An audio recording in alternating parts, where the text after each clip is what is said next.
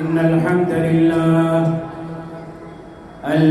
لله وحده والصلاة والسلام على أشرف الأنبياء والمرسلين نبينا محمد مصطفى صلى الله عليه وسلم أرسله بالحق بشيرا ونذيرا وداعيا إلى الله بإذنه وسراجا منيرا وعلى آله وأصحابه أجمعين أما بعد فقد قال الله تعالى في كلامه المجيد والفرقانه الحميد أعوذ بالله من الشيطان الرجيم بسم الله الرحمن الرحيم إن أكرمكم عند الله أتقاكم وقال الله تعالى والعاقبة للمتقين وقال الله تعالى ومن يتق الله يجعل له مخرجا ويرزقه من حيث لا يحتسب وقال رسول الله صلى الله عليه وسلم اتقوا فراسة المؤمن فإنه ينظر بمتع النور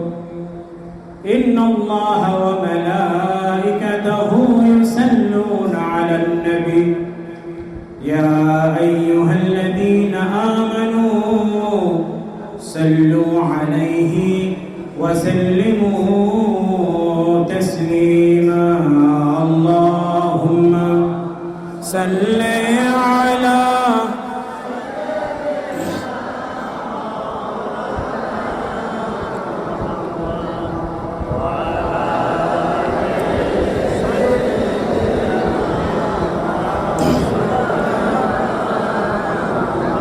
ভালোবাসা নিয়ে মোহাব্বত নিয়ে আমরা পড়ি সাল্লাল্লাহু আলা মুহাম্মাদ সাল্লাল্লাহু আলাইহি সাল্লাল্লাহু আলা মুহাম্মাদ সাল্লাল্লাহু আলাইহি ये शहर मुस्तफा है मदीना करीम है सबको निभा रहा है मदीना करीम है क्यों ना करीम हो ये आका करीम का मस्कन जो बन गया है मदीना करीम है सल्लल्लाहु अला मुहम्मद सल्लल्लाहु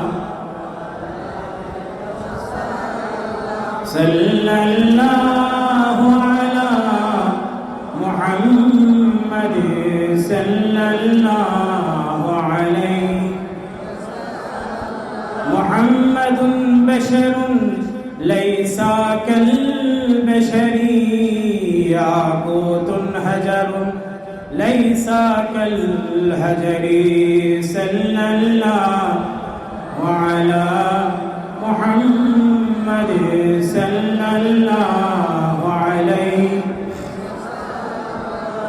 सल्लल्लाहु अला मुहम्मद सल्लल्लाहु अलैहि हमने आँखों से देखा नहीं है मगर उनकी तस्वीर सीने में मौजूद है जिसने लाकर कलामे इलाही दिया वो मोहम्मद मदीने में मौजूद है सल्लल्लाहु अलैहि সাল্লাল্লাহু আলাইহি সাল্লাল্লাহু আলা মুহাম্মাদ সাল্লাল্লাহু আলাইহি सीना है मदीना सीने में आए शक्ल ख्याली रोज़ा की आए गम्बोज़े खज़रा दूर नज़र आँखों में है जाली रोज़ा की रोज़ा है अमानत उम्मती की उम्मत है मतवारा रोज़ा की सल्लल्लाहु अला मुहम्मद सल्लल्लाहु अला मुहम्मद सल्लल्लाहु अलैहि সকলে मोहब्बत বলি बलगल उला बिकमालिही كشف الدجى بجماله حسنت جميع خصاله صلوا عليه وآله সকলে আমরা বলি بلغ العلا بكماله كشف الدجى بجماله حسنت جميع خصاله صلوا عليه وآله بلغ العلا بكماله كشف الدجى بجماله حسنت جميع خصاله صلوا عليه وآله সকলে বলি আলহামদুলিল্লাহ মোহাম্মতে বলতে পারবো না বলি আলহামদুলিল্লাহ কষ্ট হয়েছে আমাদের রাস্তাঘাটে গল্প করার সময় বাজারে বসে আড্ডা দেওয়ার সময় 10-15 জন কথা বলার সময়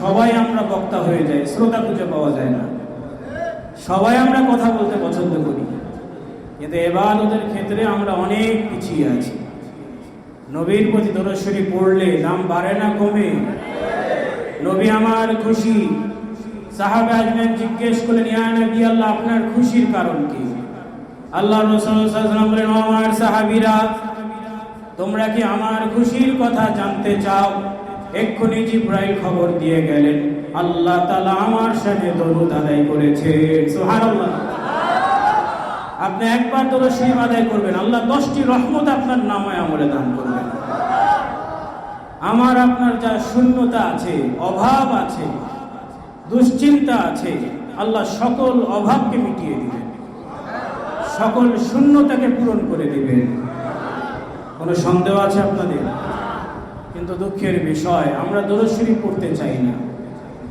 আপনার যেভাবে খুশি আপনি দরুদ শরীফ পড়েন যেভাবে আপনার ইতমিনান হয় আপনি পড়েন আল্লাহ তাআলা বান্দার অন্তর দেখেই তার আমলকে কবুল করে নেবেন সুবহানাল্লাহ বোবা মানুষও তো আল্লাহকে ডাকে ডাকে না বোবা মানুষের ডাকে সাড়া দেন কে বলেন না কে হয়তো সুন্দরভাবে সে বলতে পারে না কিন্তু তার ডাকে আমার আল্লাহ সাড়া দেন সুবহানাল্লাহ বলেন এই জন্য দরুদ শরীফের আমল আমরা বেশি করে করব আল্লাহ কবুল করে বলে আল্লাহুম্মা আমিন মাঝে মাঝে আমার আব্বা হুজুর রহমাতুল্লাহ আলাইহি বলতেন আমাদের এখানে অনেক প্রবীণ আমার মহাব্বতের পীর ভাইয়েরা আছেন হয়তো অনেকেই শুনেছেন যে আব্বা হুজুর রহমাতুল্লাহ আলাইহি বলতেন শেরে ফুরফুরা আবুল আনসার মোহাম্মদ আব্দুল কাহার সিদ্দিক আল কুরাইশি রহমাতুল্লাহ আলাইহি আপনারা তাকে মহব্বত করেন ভালোবাসেন কলিজা দিয়ে আপনারা মহব্বত করেন মাঝে মাঝে তিনি আলোচনার মধ্যে বলতেন ফরিদপুরের আলফাডাঙ্গায় ওয়াজের মাহফিলে বসে একজন যুবক আশেকে রসুলের ভালোবাসা তার অন্তরে পয়দা হয়ে যায় আলোচনা শুনতে শুনতে আশেকে রসুল হয়ে যান ওইখানেই ওয়াদা করেন জীবনে আর কোনোদিন দাড়ি কাটবেন না এসব আর দরুদ শরীফের আমল করতেন স্বপ্নের মধ্যে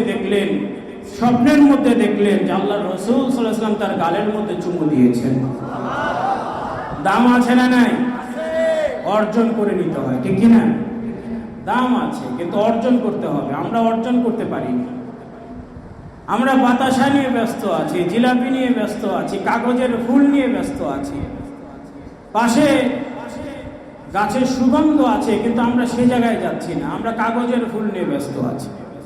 কি ঠিক কিনা ভাই? আল্লাহ আমাদের সকলকে কবুল করেন। সাহাবে আজমাইন রাসূলুল্লাহকে ভালোবাসতেন সন্তানের থেকে বেশি না কম? আপনারাই বলেন। সবাই বলছেন না, বেশি না কম? ক্লান্ত হয়ে গেছেন? বাবার থেকে বেশি না কম? জানের থেকে বেশি না কম?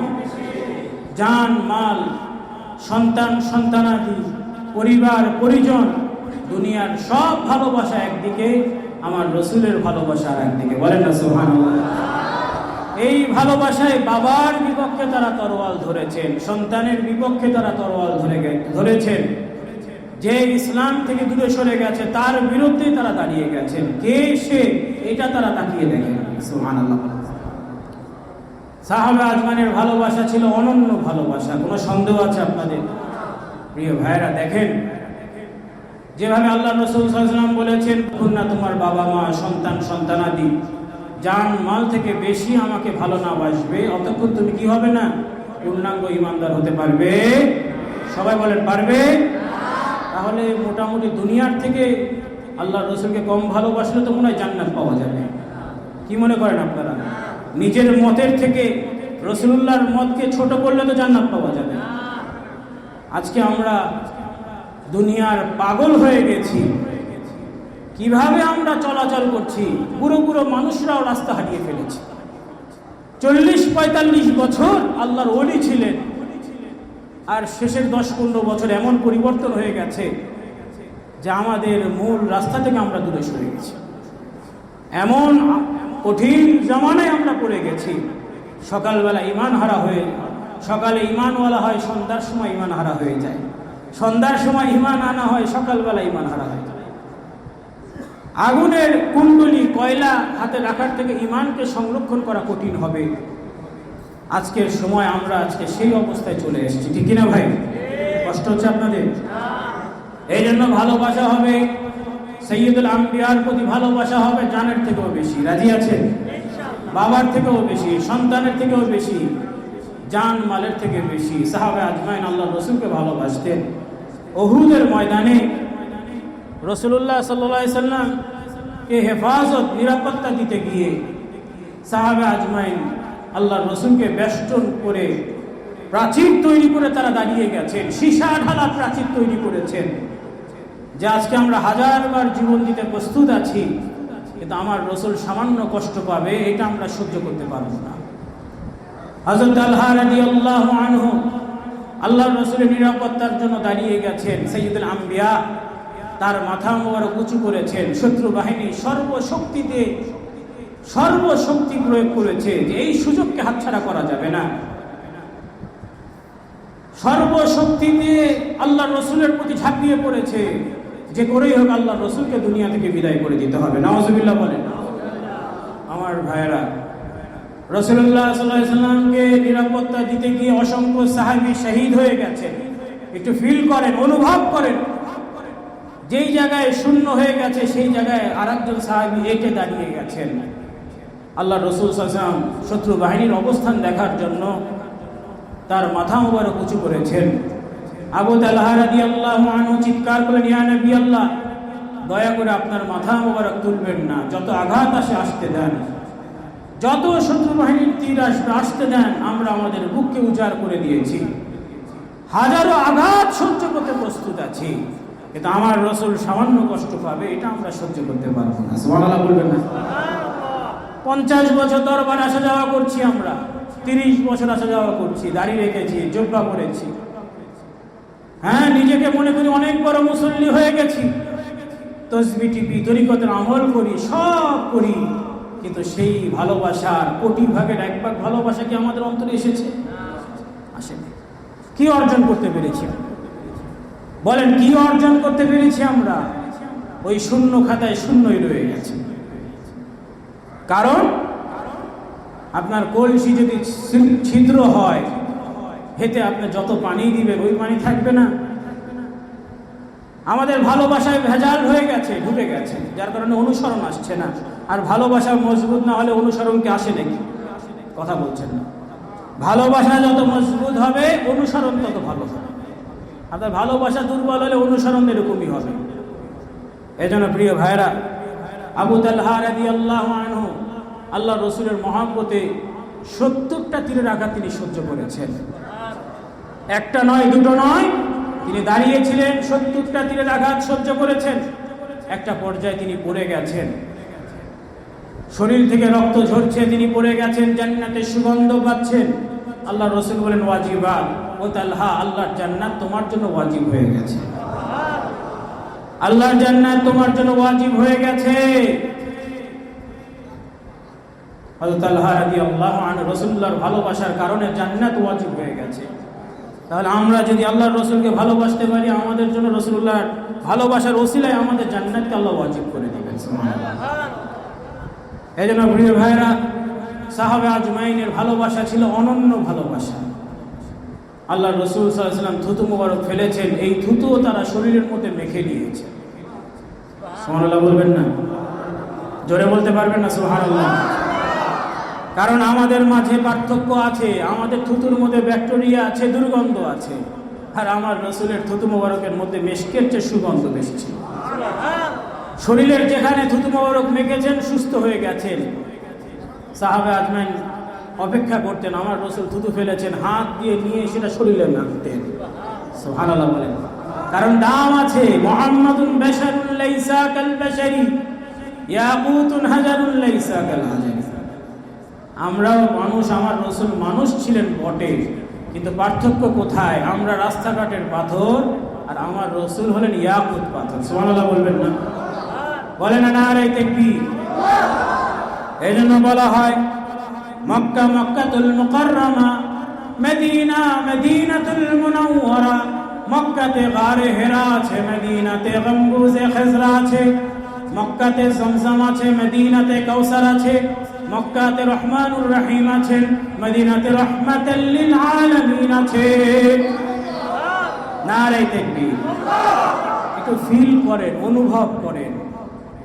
আজকে আমাদের ইহুদি নাসারা বিধর্মীদের আদর্শ ভালো লাগে। হ্যাঁ, হাজী সাহেবের ছেলে, তার চলাফেরা হয় বিধর্মীদের মতো। মৌলানা সাহেবের ছেলে, পীর সাহেবের ছেলে, চলাফেরা হয় বিধর্মী, নাসারা ইহুদি তাদের আদর্শ। মুসলমানের বিয়ে হয় হিন্দু বিভিন্ন বিধর্মীদের তরিকা, তাদের সংস্কৃতি মোতাবেক বিয়ে শাদী হচ্ছে, অনুষ্ঠান হচ্ছে, বিনোদন। ঠিক কিনা প্রিয় ভাইরা? এইভাবে করে বাতাসার ভালোবাসা নিয়ে কি আগিয়ে যাওয়া যাবে? কষ্ট হচ্ছে আমাদের? আসুন, সাহাবে আজমাইন যেভাবে ভালোবাসা দিয়েছেন, আমরা হয়তো সেভাবে দেওয়ার মতো সুযোগ নেই, আমরা পারবো না তাদের মতো ভালোবাসা দিতে, কিন্তু না পারলেও ওরকম ভেষ তো ধরতে পারবো আমরা, ঠিক না? ওই রকম আকৃতি তো আনতে পারবো। কবুল করার মালিক কে? কি দেখে কবুল করবেন? অন্তর দেখে কবুল করবেন।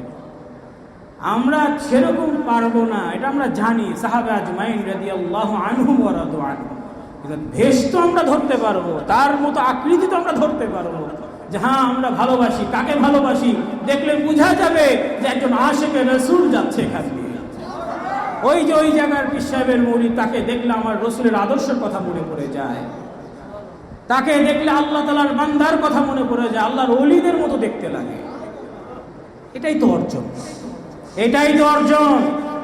নাকি নাটক করে চলে যাওয়া যাবে? যাবে? নাটক করে দুনিয়ায় পার পাওয়া যাবে, কবরে যাওয়া যাবে, পার পাওয়া যাবে? প্রিয় ভাইরা, দেখেন সাহাবে আজমাইন আল্লাহ রসুলের থুতু মুবারক শরীরে মেখে নিতেন। দাম কি একটু বলি আপনাকে, কষ্ট হচ্ছে আপনাদের? বেশি লম্বা আলোচনা করার সুযোগ নেই, রাতও হয়ে যাবে, বা সংক্ষিপ্ত আলোচনার পরিবেশ। প্রিয় ভাইরা, আল্লাহ তাআলা কোরআনুল কারীমের মধ্যে ইরশাদ করেছেন, কোরআনুল কারীমের মধ্যে বলেছেন, ওমা আরসালনাকা ইল্লা রাহমাতাল লিল আলামিন। হে নবী, আপনাকে আমি রাহমাতাল লিল আলামিন করে প্রেরণ করেছি। শুধু কি মানুষ জাতির জন্য? বলেন না, মানুষ জাতির জন্য, জিন জাতি, সকল সৃষ্টির জন্য। আল্লাহর যত সৃষ্টি আছে সকল সৃষ্টির জন্য আমার রাসূল হলেন রহমত স্বরূপ। সুবহানাল্লাহ বলেন।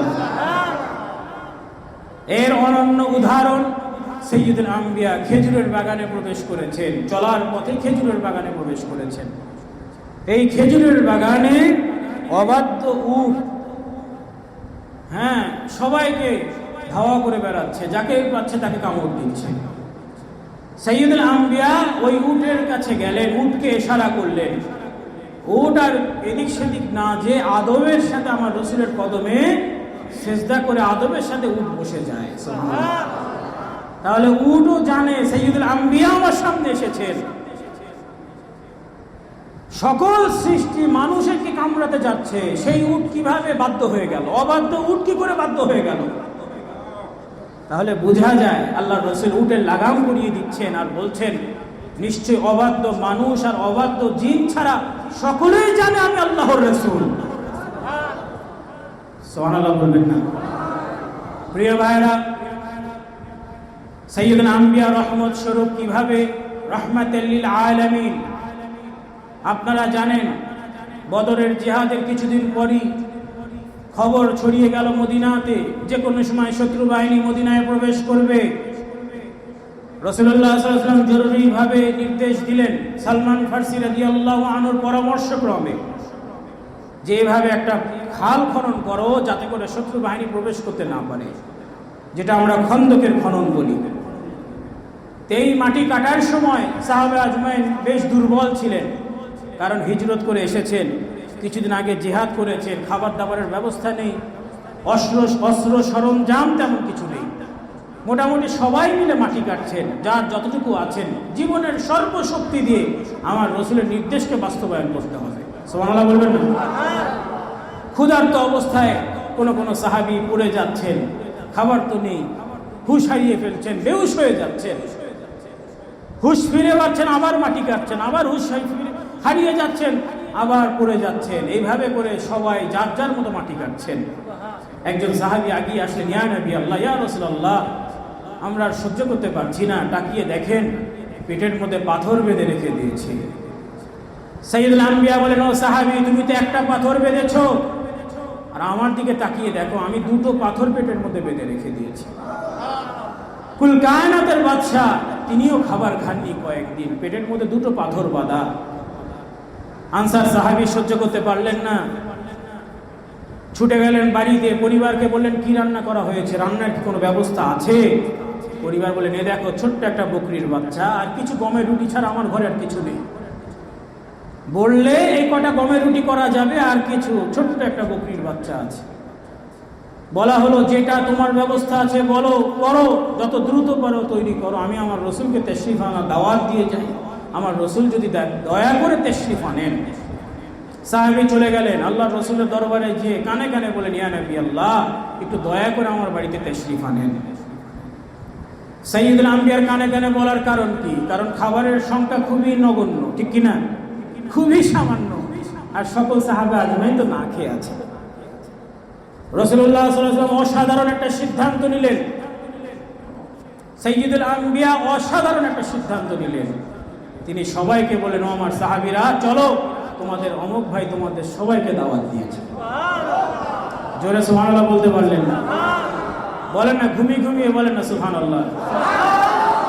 প্রিয় ভাইরা, আল্লাহর রাসূল বললেন, সবাইকে দাওয়াত দিলেন, চলো, অমুক ভাই তোমাদের সবাইকে দাওয়াত দিয়েছে, তোমাদের অমুক ভাই। সাহাবী কোনো প্রশ্ন করলেন না, ইয়া নবী আল্লাহ, এত মানুষকে কোথায় বসাবো আর কোথায় খাওয়াবো? প্রশ্ন করলেন না, কারণ তিনি জানেন আমার রসুল বলেছেন এটাই শেষ কথা। কি ঠিক কিনা? রাসূলুল্লাহ সাল্লাল্লাহু আলাইহি ওয়াসাল্লামের কথার পরে কি আর কোনো কথা থাকতে পারে? আমার রসুলের কর্মের পরে কি আর কোনো কর্ম থাকতে পারে? এটা আমাদের ঈমান। যদি এর বাইরে বাড়তি কিছু হয়ে যায় তাহলে বিপদ আছে না নেই? সবাই বলছে বিপদ আছে না নাই? একটা জামা তৈরি হয়ে গেছে, পকেট টকেট দিয়ে দর্জি তৈরি করে ফেলেছে, এখন আপনি যদি মাদকবাড়ি করে আরো 10টা পকেট লাগান, খুব ভালো মানুষ বলবে না মানুষ? প্রিয় ভাইরা, রাসূলুল্লাহ সাল্লাল্লাহু আলাইহি ওয়াসাল্লামের কর্মের পর আর কোনো কর্ম নেই। এই বিষয় আমাদেরকে শক্ত হতে হবে, এখানে দুর্বল হলে চলবে না, ঠিক কিনা ভাই? আমরা টুপি পরি কেন পরি? আমার রসুল পরেছেন এজন্য পরি। আমরা জুব্বা পরি কেন পরি? আমার রসুল পরেছেন বলে পরি, ঠিক কিনা? আমরা টাকনুর উপরে কাপড় পরি কেন পরি? আমার রসুল পরেছেন, নির্দেশ দিয়েছেন, এজন্য পরি। মেসওয়াক করা হয় কেন করা হয়? আমার রসুল করেছেন এজন্য করা হয়। এখন কেউ যদি বলেন আমি টুপি পরেছি এই তরিকায় কারণ আমার পীর এভাবে টুপি পরেছেন, আমি এই জামা পরেছি এইভাবে কারণ আমার পীর এইভাবে জামা পরেছেন, হবে না, হবে না, 100% হবে না। কারণ আপনাকে আমল করতে হবে, রাসূলুল্লাহকে দেখে আমল করতে হবে। আপনি এমন জায়গায় এমন পীর ধরবেন যেই পীরকে দেখলে আল্লাহ এবং তার রাসূলের কথা মনে হয়। আমি জানি যে আমার পীর মাশায়েখ তিনি আমার রাসূলের তরিকার পীর, আমার রাসূল সাল্লাল্লাহু আলাইহি ওয়াসাল্লামের সুন্নতওয়ালা পীর, তাকে অনুসরণ করলে আল্লাহর রাসূলের অনুসরণ করা হবে। এই জন্য আমরা তার সোহবত নিই, ঠিক কিনা? কথা কি বোঝাতে পেরেছি? এই জন্য প্রিয় ভাই, আমরা টুপি পরবো কেন পরবো? আমার রাসূল করেছেন। আমরা জুব্বা পরবো কেন পরবো? আমার রাসূল করেছেন। আমরা মেসওয়াক করবো কেন করবো? আমার রাসূল করেছেন। এই জায়গায় কোনো গাফলতি থাকবে না। সোহবত পীরের নেওয়া হবে, কিন্তু অনুসরণ হবে আমার রাসূলের। ইবাদত আল্লাহর, অনুসরণ রাসূলুল্লাহ, সোহবত হবে পীর মাশায়েখের, ঠিক কিনা ভাই? আল্লাহ আমাদের সকলকে কবুল করে বলে আল্লাহুম্মা আমিন। কষ্ট হচ্ছে আপনাদের? প্রিয় ভাইরা দেখেন, আমার রাসূলের কথা শেষ কথা, দলিল উদাহরণ দলিল যদি চান, আল্লাহ কোরআনের প্রেমের মধ্যে বলেছেন, ইয়া আইয়ুহাল্লাযীনা আমানু লা তারফাউ আসওয়াতাকুম ফাওকা সাওতিন নবী ওয়া লা তাজহারু লাহু বিল কওলি কাজাহরি বা'দিকুম লিবা'দিন আন তাহবাতা আমালুকুম ওয়া আনতুম লা তাশউরুন। কষ্ট হচ্ছে আপনাদের? প্রিয় ভাইরা, আল্লাহর রাসূল সাল্লাল্লাহু আলাইহি ওয়াসাল্লাম মসজিদে নববীতে সাহাবে আজমাইনকে নিয়ে তাশরীফ এনেছেন। অসংখ্য সাহাবীরা একে অপরের সাথে কথা বলার কারণে বা একটা মজলিসে বসার কারণে, সকলের কথার কারণে আমার রাসূল কথা বলছেন, এই আওয়াজ সবাই শুনতে পাচ্ছিল না। আওয়াজের থেকে সাহাবে আজমাইনের গলার শব্দ অনিচ্ছাকৃত বেশি হয়ে যায়, ইচ্ছা করে না, অনিচ্ছাকৃত। সাথে সাথে আল্লাহ রাব্বুল আলামিন ওহী করলেন, হে ঈমানদারেরা, তোমরা সতর্ক হয়ে যাও, খবরদার আমার হাবিবের গলার শব্দ থেকে তোমাদের গলার শব্দ যেন বেশি না হয়ে যায়। সুবহানাল্লাহ। তোমরা একে অপরের সাথে যেভাবে কথা বলো, খবরদার আমার নবীর সাথে সেভাবে কথা বলবে না, আদবের সাথে কথা বলবে। যদি এরকম ভুল তোমরা আবার করে ফেলো, কোনো ছাড় নেই, আবারও যদি এরকম ভুল হয়ে যায়, আন তাহবাতা আমালুকুম ওয়া আনতুম লা তাশউরুন, জীবনে যা আমল করেছো সকল আমলগুলো চোখের পলকে মিটে যাবে, তোমরা টেরও পাবে না, অনুভবও করবে না, সকল আমল মিটে যাবে। তাহলে এখান থেকে আমরা বুঝতে পেরেছি যে আল্লাহর রাসূল সাল্লাল্লাহু আলাইহি ওয়াসাল্লামের কোনো সুন্নত, কোনো আমল চলে আসলে এটাই হচ্ছে মুসলমানের আমল, এটাই হচ্ছে আদর্শ। আমার কথার সাথে আপনারা একমত? কারা কারা একমত? এটা হাত তুলে আল্লাহকে দেখান। নারায়ে তাকবীর, নারায়ে তাকবীর। এ ব্যাপারে কোনো ছাড়, কোনো দুর্বলতা থাকতে পারবে না। আমরা অনুসরণ করবো আমার রাসূল সাইয়্যিদুল আম্বিয়া, আর সোহবত পীর মাশায়েখদের নিতে হবে। আল্লাহ তাআলা কোরআনুল কারীমে বলেছেন, আতরের দোকানে গেলে আমরা তো আতরের সুগন্ধই পাবো। আতরের দোকান থেকে বের হলে শরীর থেকে কিসের সুগন্ধ আসবে? আতরের সুগন্ধ আসবে। আপনি ভালো মানুষের সাথে থাকবেন, খারাপ মানুষ ভালো হয়ে যাবে, এটাই স্বাভাবিক কথা। 10 জন ভালো মানুষের কাছে একজন খারাপ মানুষ গেল, ও এমনি ভালো হয়ে যায়, ঠিক কিনা? এই যে আপনারা ধান, এর মাঝে তো অনেক কিছু ধানের সাথে চলে যায়। এই জন্য আপনি 10 জন খারাপ মানুষের সাথে ওঠা বসা করবেন, দেখবেন ওই ভালো মানুষটা একটা সময় খারাপ হয়ে যাবে, চলনের মধ্যে সেটা চলে আসবে। যেটা আমাদের অবস্থা হয়েছে, যে 30, 40, 50 বছর তরিকতের আমল করতেন, অনেক ভালো মানুষ ছিলাম, হঠাৎ করে আধুনিক জমানার আধুনিক ফাসাদে পড়ে যাওয়ার কারণে ওই একই মানুষের স্বভাবটা পাল্টে গেছে, ওই একই মানুষের চলাচল পাল্টে গেছে, ঠিক কিনা ভাই? আল্লাহ আমাদের সকলকে কবুল করে বলে আল্লাহুম্মা আমিন। প্রিয় ভাইরা, রাসূলুল্লাহ সাল্লাল্লাহু আলাইহি ওয়াসাল্লাম সকল সাহাবা আজমাইনকে বললেন, চলো, তোমার অমুক ভাই তোমাদের সবাইকে দাওয়াত দিয়েছেন। সাহাবী কোনো প্রশ্ন করলেন না, সকল সাহাবা আজমাইনকে নিয়ে আমার রাসূল তাশরীফ আনলেন আনসার সাহাবীর বাড়িতে।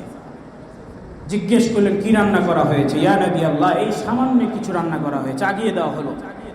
সাইয়্যিদুল আম্বিয়া তার বরকতময় থুতু মুবারক ওই গোশতের মধ্যে দিয়ে দিলেন এবং বললেন, যাও, তোমরা এখান থেকে বাড়তে থাকো, যত প্রয়োজন তোমরা চালিয়ে যাও, যার যা প্রয়োজন দিতে থাকো।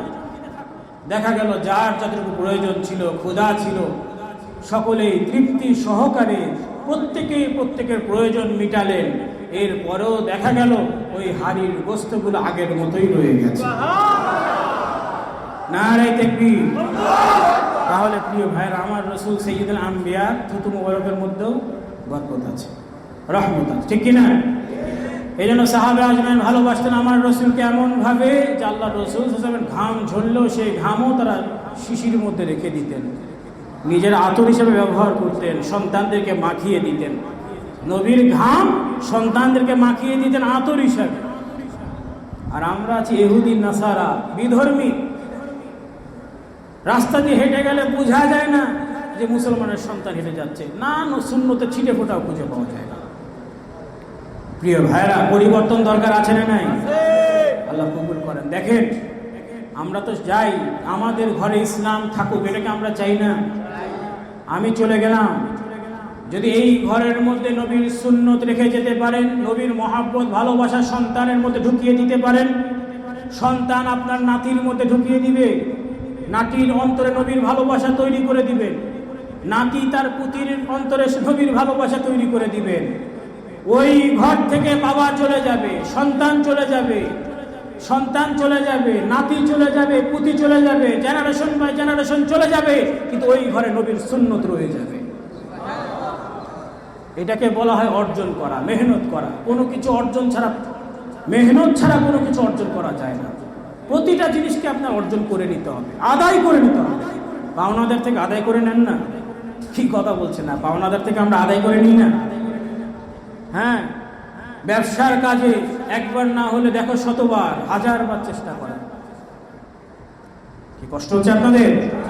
প্রিয় ভাইরা, এই জন্য আসুন আমরা আল্লাহ রসুল সাইয়্যিদুল আম্বিয়ার ভালোবাসা, সাহাবে আজমাইন যেভাবে ভালোবাসা দিয়েছেন, হ্যাঁ, নবীর ঘামকে তারা যত্ন করে আতর হিসেবে ব্যবহার করেছেন। এমনকি আল্লাহ রসুল সাল্লাল্লাহু আলাইহি ওয়াসাল্লাম, আপনারা জানেন, উহুদের ময়দানে সাইয়্যিদুল আম্বিয়া পড়ে গেছেন, আঘাতপ্রাপ্ত হয়েছেন, দমদান মোবারক শহীদ হয়ে গেছেন।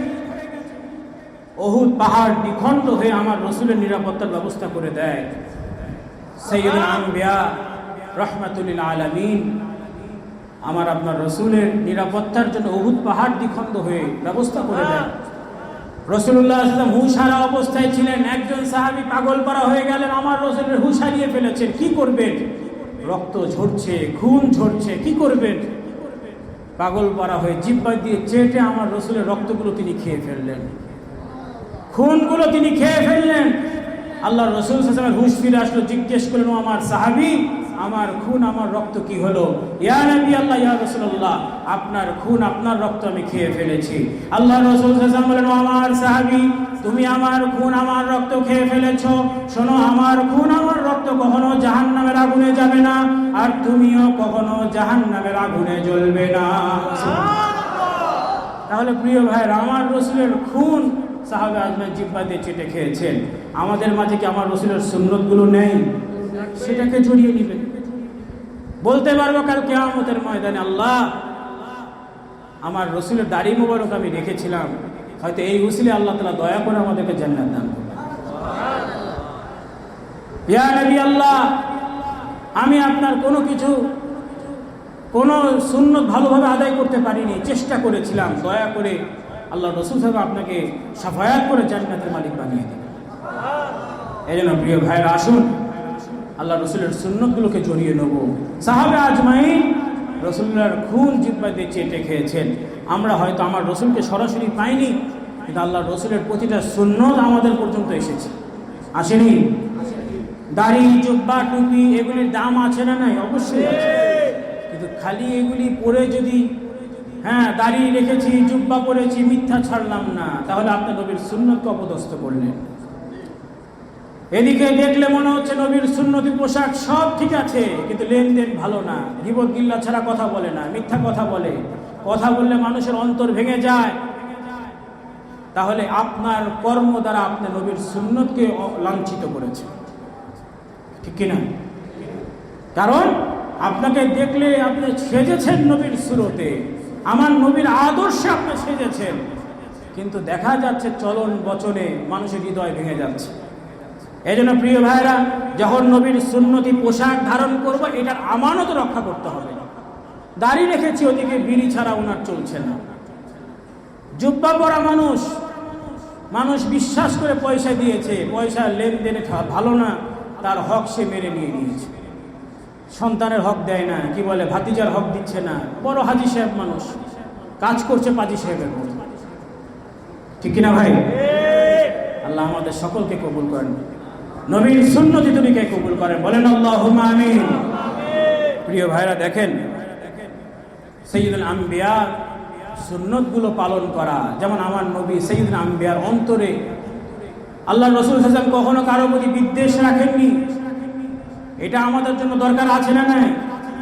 রাসূলুল্লাহ সাল্লাল্লাহু আলাইহি ওয়াসাল্লামের কর্ম দ্বারা কেউ কখনো কষ্ট পাননি। এমনকি আমার রাসূল যখন মক্কা বিজয় করেছেন, বিনয় নম্রতা কাকে বলে এটাও আমাদের শিখতে হবে। আমার রাসূল কেমন বিনয় ছিলেন, কেমন নম্রতা আমার রাসূল শিক্ষা দিয়ে গেছেন, এটাও জানা দরকার আছে না নাই?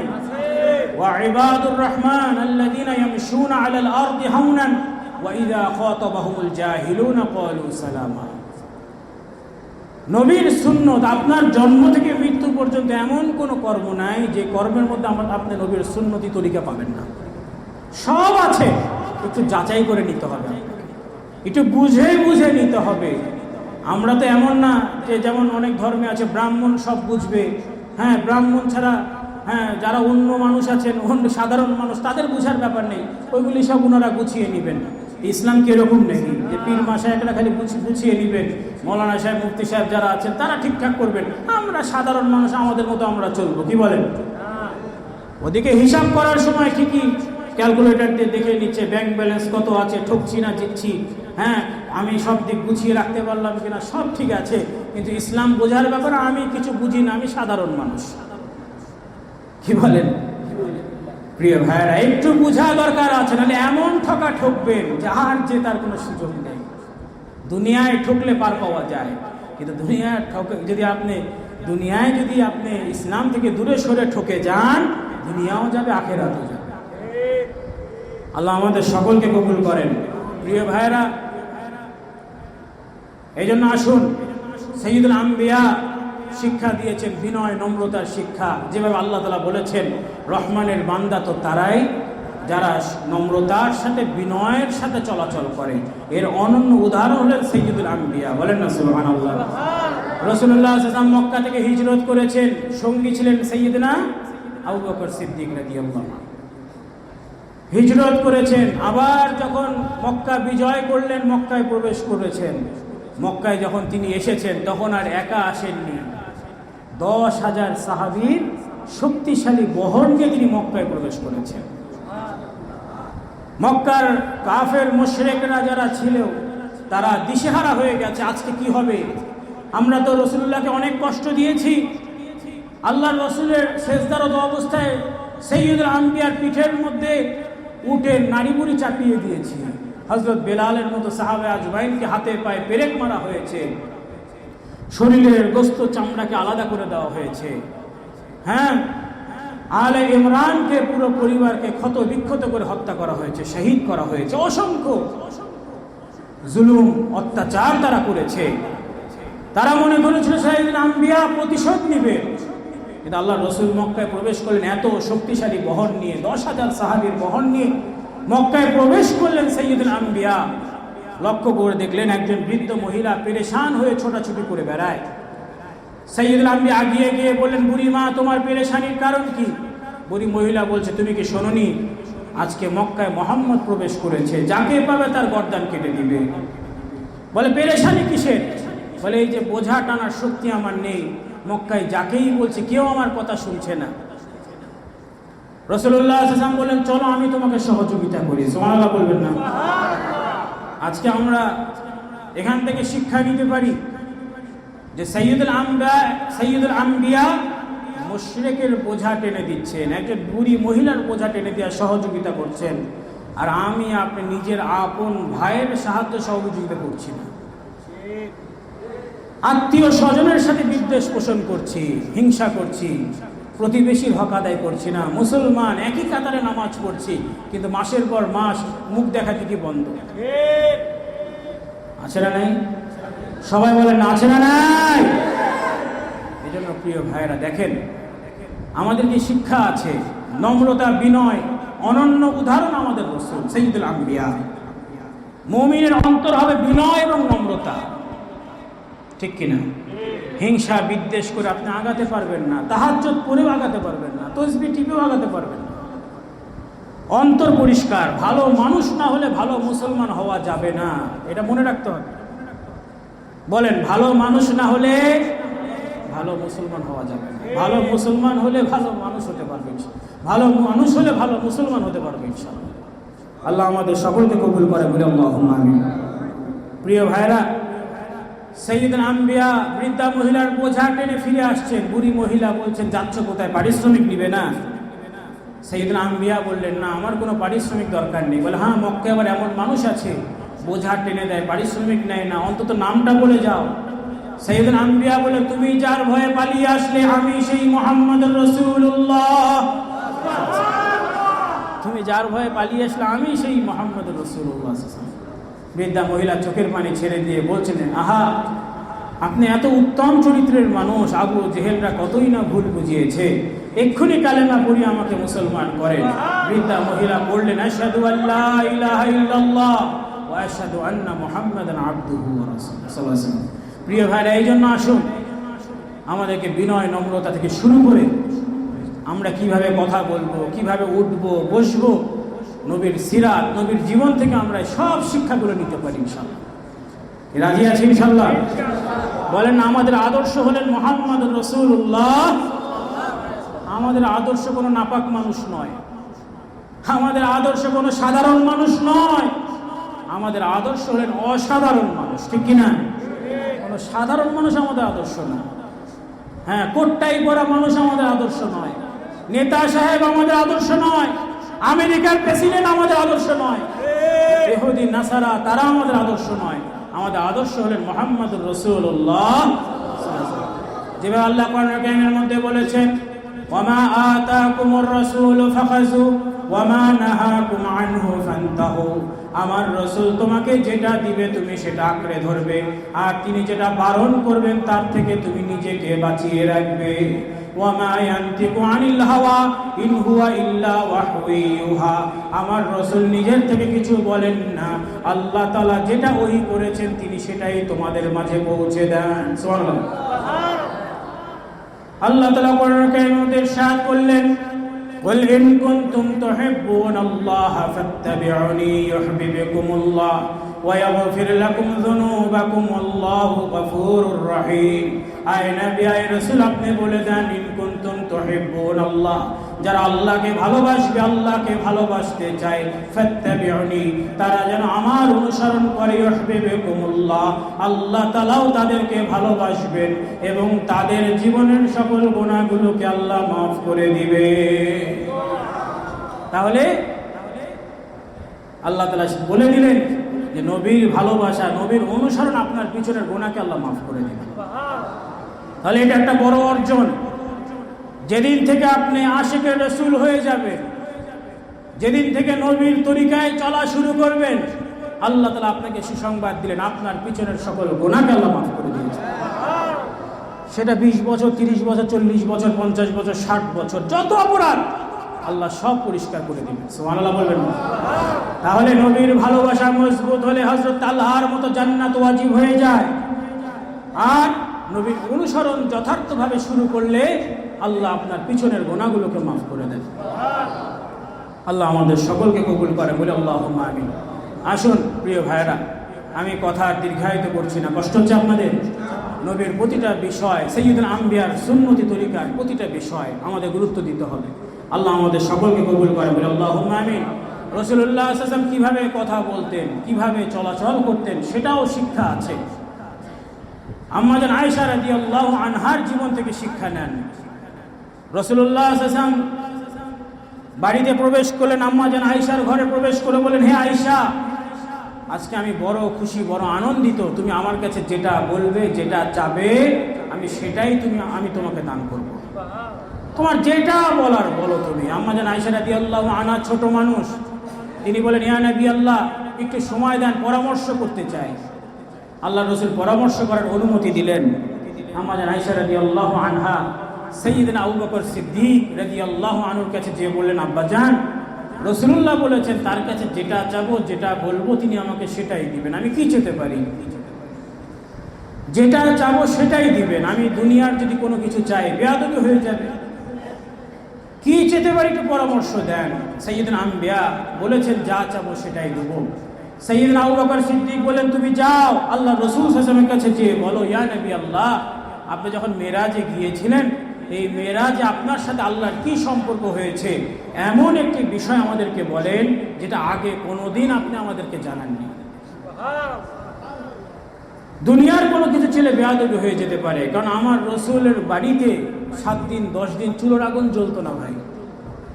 ক্ষুধার্ত অবস্থায় রাসূলুল্লাহ সাল্লাল্লাহু আলাইহি ওয়াসাল্লাম যেদিন খাবার পেতেন তিনি খাবারগুলো খেতেন, আর যেদিন বাড়িতে খাবার থাকতো না তিনি হাসি মুখে বলতেন তাহলে আমি রোজা রাখলাম আজ। একটা খেজুর 3জন 4জন ভাগ করে খেয়েছেন। রাসূলুল্লাহ সাল্লাল্লাহু আলাইহি ওয়াসাল্লাম বাড়িতে 7 দিন 10 দিন চুলোর আগুন জ্বলেনি। তার মানে এটা না যে আমার রসুল অভাবী ছিলেন। নাউজুবিল্লাহ বলেন, আমার রসুল কি অভাবী ছিলেন নাকি? দুনিয়ার সকল নিয়ামত আমার রসুলের কদমে। সাইয়্যিদুল আম্বিয়া চাওয়া লাগতো না, সাইয়্যিদুল আম্বিয়ার আকাঙ্ক্ষা, ইরাদা, তামান্না একটু করলেই তো সকল নিয়ামতগুলো আমার রসুলের কদমে চলে আসতো। কি ঠিক কিনা? দুনিয়ার সুখ শান্তি তিনি মূল্যায়ন করেননি, গুরুত্ব দেননি। আম্মা জান আয়েশা রাদিয়াল্লাহু আনহাকে সাইয়্যিদনা আবু বকর সিদ্দিক রাদিয়াল্লাহু আনহু বলেন তুমি যাও আল্লাহর রাসূল সাল্লাল্লাহু আলাইহি ওয়াসাল্লামের কাছে যেয়ে বলো, ইয়া নবী আল্লাহ, আপনি যখন মেরাজে গিয়েছিলেন এই মেরাজে আপনার সাথে আল্লাহর কি সম্পর্ক হয়েছে এমন একটি কথা আমাদেরকে বলে দেন যেটা আগে কোনোদিন আপনি আমাদের বলেননি। আম্মা জান আয়েশা রাদিয়াল্লাহু আনহা সাইয়্যিদুল আম্বিয়ার দরবারে আরজ করলেন, ইয়া নবী আল্লাহ, আপনি যখন মেরাজে গিয়েছিলেন এই মেরাজে আপনার সাথে আল্লাহর কি সম্পর্ক হয়েছে এমন একটি বিষয় আমাদেরকে আপনি জানিয়ে দেন যেটা আগে কোনোদিন আপনি আমাদেরকে জানাননি।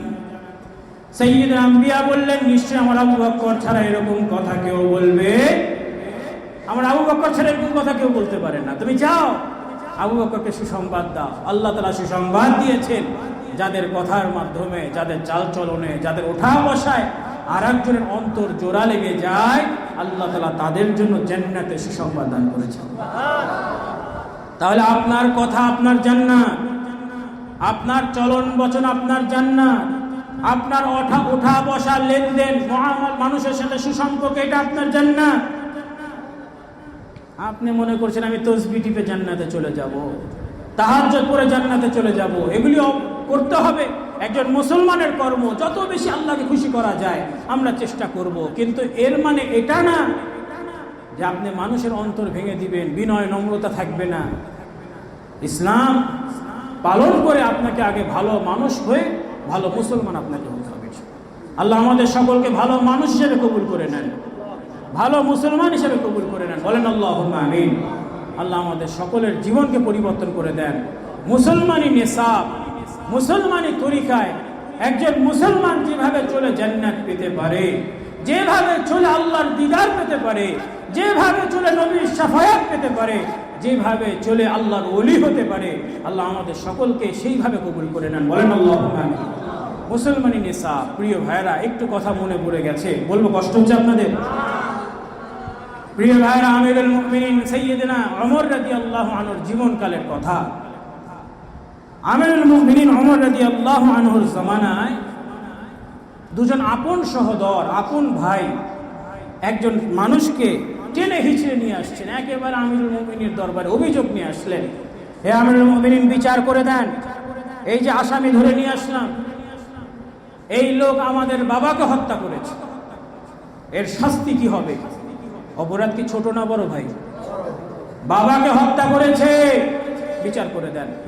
আমিরুল মুমিনিন ওমর রাদিয়াল্লাহু আনহু জিজ্ঞেস করলেন, তুমি কি এদের পিতাকে হত্যা করেছো? হ্যাঁ আমিরুল মুমিনিন, এরকম অপরাধ আমার দ্বারা হয়ে গেছে, তবে আমি ইচ্ছা করে করিনি, অনিচ্ছাকৃত অপরাধ হয়ে গেছে যে আমি অনেক কষ্ট করে কিছু ফসল তৈরি করেছি, কিছু ফসল আবাদ করেছি, এদের এক বড় পশু এসে আমার সব ফসল নষ্ট করে দেয়। তা আমি রাগের মাথায় পাথর নিক্ষেপ করি ওই পশুকে তাড়ানোর জন্য। দুর্ঘটনায় ইনাদের বাবা ইন্তেকাল হয়, ইনাদের বাবা শরীরে লাগে, মাথায় লাগে।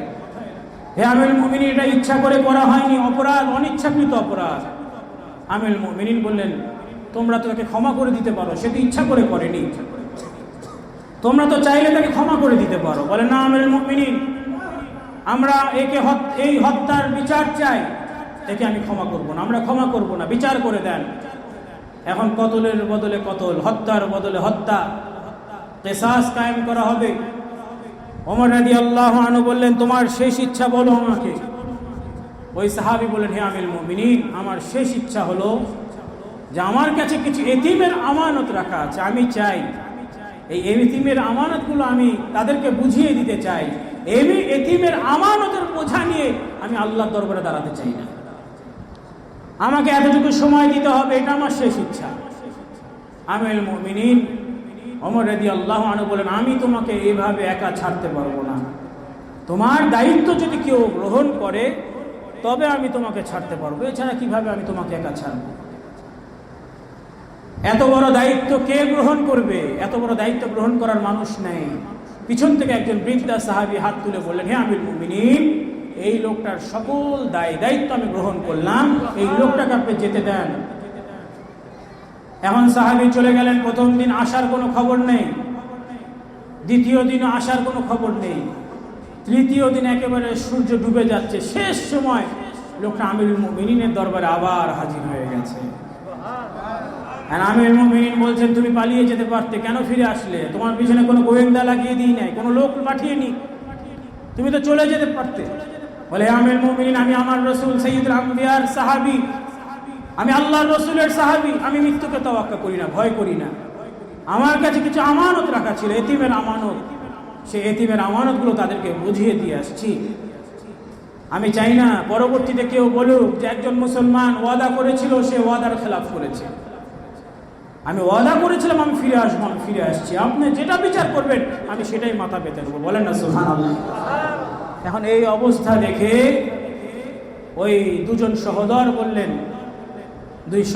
হে আমিরুল মুমিনিন, এই লোকটাকে আমরা আল্লাহর জন্য ক্ষমা করে দিলাম, এই লোকটার আর বিচার নেই, ছেড়ে দেন, আমরা আল্লাহর জন্য ক্ষমা করে দিলাম।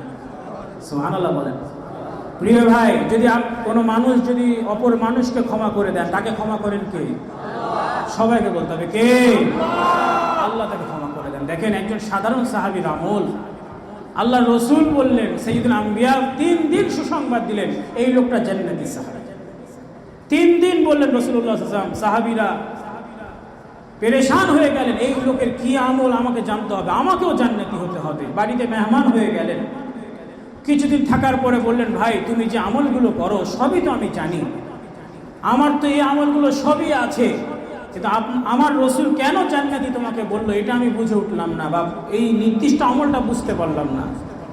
এই লোকটা সাধারণ মানুষ বললেন, ভাই আপনি যেগুলি দেখেছেন এই আমলগুলো আমি করে থাকি, এর বাইরে একটা আমল আছে যেটা হয়তো আপনি জানেন না। আল্লাহর রাসূল এই ব্যাপারে যেহেতু সুসংবাদ দিয়েছেন, এই আমলটা আপনাকে জানিয়ে দিতে চাই। সেই আমলটা কি? দৈনন্দিন সারাদিন উঠা বসা করার পরে, সারাদিন লেনদেন করার পরে, বিশ্রামে ঘুমোতে যাওয়ার সময় আমি 2 হাত তুলে আল্লাহর কাছে ফরিয়াদ করে বলি, আল্লাহ সারাদিন অনেকের সাথে ওঠা বসা করেছি, অনেকের সাথে লেনদেন করেছি, আল্লাহ এদের মাঝে যারা আমাকে কষ্ট দিয়েছে আমি তাদেরকে ক্ষমা করে দিলাম, আপনিও আমাকে ক্ষমা করে দেন। তাহলে আমল ছোট না বড়? ওই আপন 2 সহোদর বলেন, হে আমিরুল মুমিনিন, এই লোকটাকে আমরা ক্ষমা করে দিলাম। আমরাও চাই না পরবর্তীতে কেউ বলুক যে একজন মুসলমান ভাই তার অপর ভাইদের কাছে ক্ষমা চেয়েছিল, তার ভাইরা তাকে ক্ষমা করেনি। সুবহানাল্লাহ বলেন। এখন বিচার তো শেষ হয়ে গেল।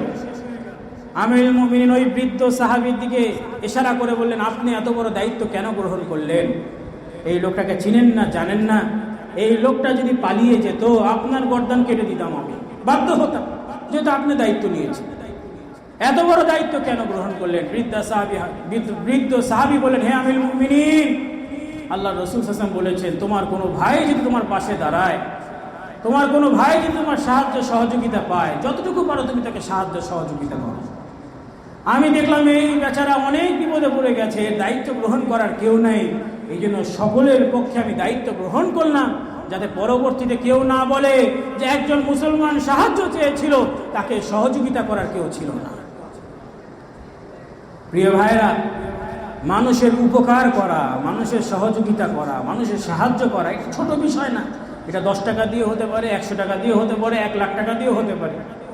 এমনকি একটু হাসি মুখে কথা বলার মাধ্যমেও হতে পারে, কি ঠিক কিনা? কেউ যদি কোনো মানুষের অভাবকে মিটিয়ে দেয়, একজন ঋণগ্রস্ত মানুষের ঋণকে মিটিয়ে দিয়েছে, একজন পেরেশানি মানুষ আছে তার পেরেশানকে মিটিয়ে দিয়েছে, অভাবী মানুষের অভাবকে মিটিয়ে দিয়েছে, চাল কেনার পয়সা নাই, ডাল কেনার পয়সা নাই, তাকে সহযোগিতা করলো, চাল ডাল কিনে দিয়ে ব্যবস্থা করে দিল। কোনো মানুষের শূন্যতাকে যদি কোনো আরেক ভাই পূরণ করে দেয়, আল্লাহ রসুল সাল্লাল্লাহু বলেছেন, সুসংবাদ দিয়েছেন, মসজিদে নববীতে 30 দিন ইতিকাফ করার থেকেও এটা আমার কাছে বেশি পছন্দের। জোরে বলতে পারলেন না সুবহানাল্লাহ?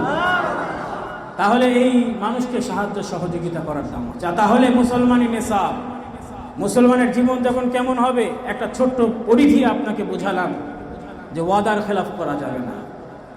রাজি আছে ইনশাল্লাহ? সবাইকে বলতে হবে ইনশাল্লাহ, সবাইকে বলতে হবে ইনশাল্লাহ। ওয়াদার খেলাফ করা যাবে না।